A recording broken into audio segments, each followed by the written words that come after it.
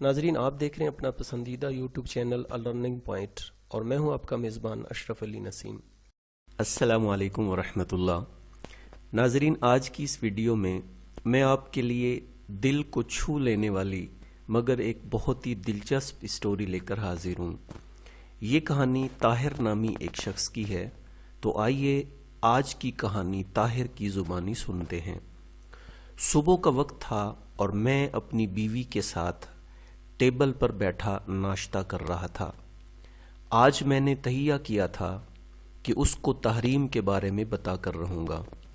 3 مہینے سے ایک لڑکی تحریم میری زندگی کا اہم حصہ بن چکی تھی اور میں ہر روز اس کے ساتھ وقت گزارتا تھا۔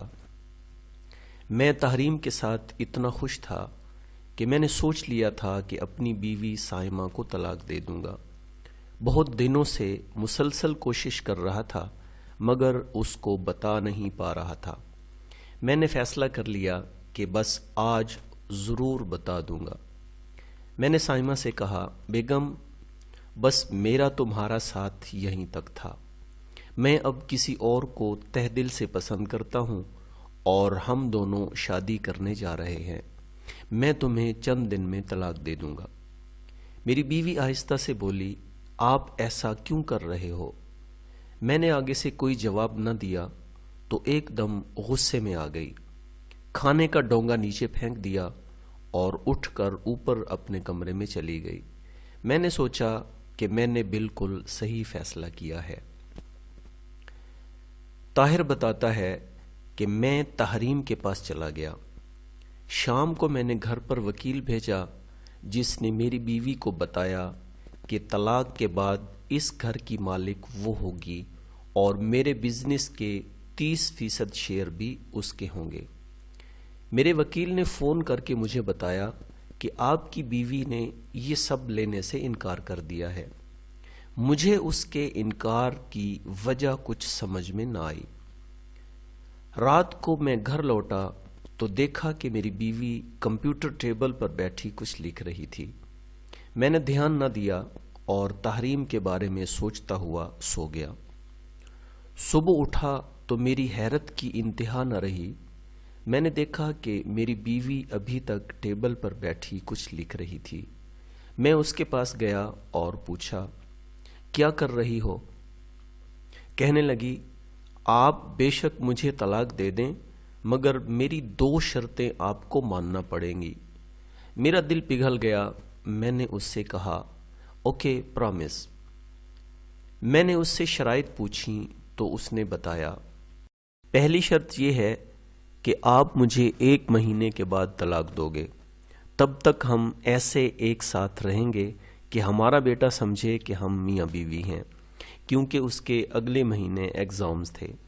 دوسری شرط یہ کہ آپ روز صبح مجھے کمرے سے اسی طرح اٹھا کر ناشتے کی میز پر لے کر جاؤ گے جیسے شادی کے پہلے دن لے کر آئے تھے، ایسا پورا 1 مہینہ کرو گے۔ میں نے سوچا کہ کتنی پاگل ہے، میرے سے کوئی پیسے، گھر یا بزنس کچھ بھی نہیں قبول کر رہی۔ اس کی ان 2 معصوم شرطوں سے مجھے کیا فرق پڑ جائے گا، سو میں اس کی بات مان گیا۔ پہلی شرط 1 مہینے کے بعد طلاق۔ دوسری شرط روز اس کو اٹھا کر میز پر لے جانا۔ اس کی پہلی شرط کافی ٹھیک تھی کیونکہ میرے بیٹے کے ایگزامز 1 مہینے بعد تھے اور ہم دونوں اس کی بہتری چاہتے تھے۔ میں اسی دن تحریم کے پاس گیا اور اس کو ساری بات بتائی۔ وہ بہت ہنسی کہ تمہاری بیگم سٹھیا گئی ہے بیچاری۔ مجھے تھوڑا غصہ آیا تحریم کی بے حسی پر۔ خیر، مہینے کا پہلا دن آیا۔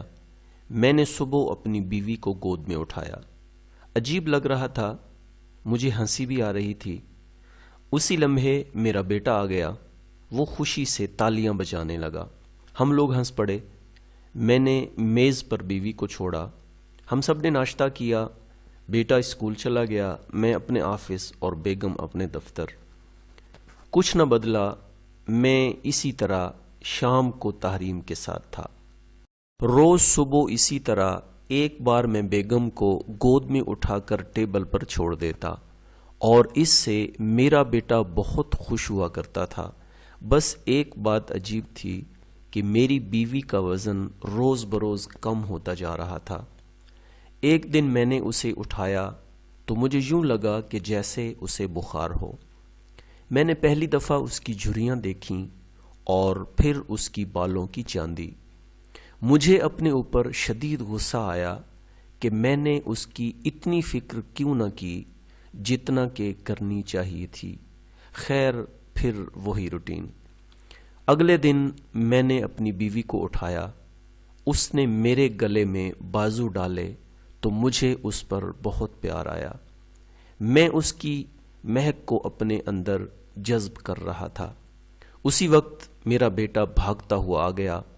اس نے یہ روز کا ایک کھیل بنا لیا تھا کہ صبح بھاگ کر آ جاتا تھا اور کہتا تھا، پاپا ماما کو اٹھاؤ نا، پھر ناچتا رہتا تھا۔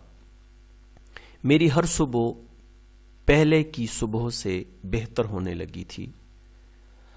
آخری دن آن پہنچا۔ میں نے اپنی بیوی کو اٹھایا اور ناشتے کی میز پر اتار دیا۔ اس نے کپڑے صحیح کیے اور ناشتہ کرنے لگی۔ میرا بیٹا اسی طرح ہنس کھیل رہا تھا اور وہ اسے ناشتہ کروا رہی تھی۔ میرا دل چاہ رہا تھا کہ کاش ساری عمر ایسے ہی گزر جائے۔ میں اسی وقت اٹھا اور تحریم کے گھر نکل پڑا۔ تحریم مجھے دیکھ کر بہت خوش ہوئی۔ میں نے اس کو بتایا، سوری تحریم، میں اپنی بیوی سے اب بھی بہت پیار کرتا ہوں اور میں اسے کبھی بھی طلاق نہیں دوں گا۔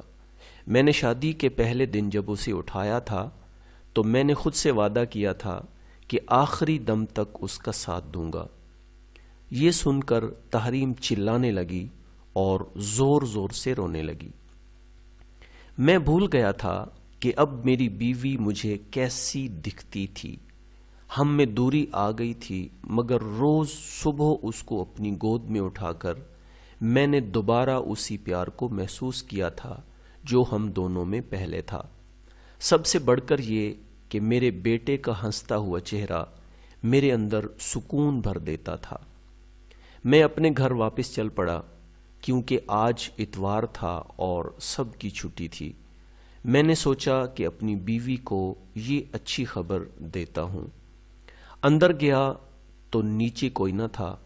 اوپر گیا تو میں نے دیکھا کہ میری بیوی مری پڑی تھی۔ میں بچوں کی طرح رونے لگ گیا۔ کچھ دن بعد مجھے معلوم ہوا کہ وہ سب کچھ جانتی تھی۔ اس کو کینسر ہو گیا تھا اور اس بات کو وہ مجھ سے چھپاتی تھی۔ صرف ہمارے بیٹے کے لیے وہ چاہتی تھی کہ ہم آخری مہینہ ایک ساتھ گزاریں تاکہ میرا بیٹا ہمیشہ خوش رہے اور یہ سمجھے کہ اس کا باپ اس کی ماں سے بہت پیار کرتا تھا۔ وہ صرف ہمارے بیٹے کی خوشی کی خاطر صبح گود میں اٹھانے کا بولتی تھی۔ آج میرا بیٹا بڑا ہو چکا ہے اور بے حد کامیاب انسان ہے۔ وہ یہی جانتا ہے کہ اس کے ماں باپ میں بہت محبت تھی۔ اپنی بیوی کا یہ احسان میں کبھی نہیں چکا سکتا۔ وہ مجھے بہت یاد آتی ہے۔ ناظرین، مکان، گاڑی، کپڑے اور جوتے اگرچہ پرمسرت زندگی گزارنے کا ذریعہ ہیں اور یہ ہماری زندگی کو آسان بھی بناتے ہیں، مگر یہ سب معمولی چیزیں ہیں۔ رشتوں کی قدر و قیمت ان سب سے کہیں زیادہ ہوتی ہے۔ مکان اور پیسہ وغیرہ خوشی اس وقت دیتے ہیں جب ان کو شیئر کرنے کے لیے گھر والے ساتھ ہوں۔ اس لیے صرف ان چیزوں کے ساتھ خوشی کو منسوب کرنا بے وقوفی کی انتہا ہے۔ مائی ڈیئرز، کہانی آپ کو کیسی لگی کمنٹ میں ضرور بتائیے گا۔ اگر پسند آ جائے تو اسے ضرور شیئر کیجیے گا۔ اپنے میزبان اشرف علی نسیم کو اجازت دیجیے۔ انشاءاللہ بہت جلد نئی ویڈیو میں ملاقات ہوگی۔ تب تک کے لیے خدا حافظ۔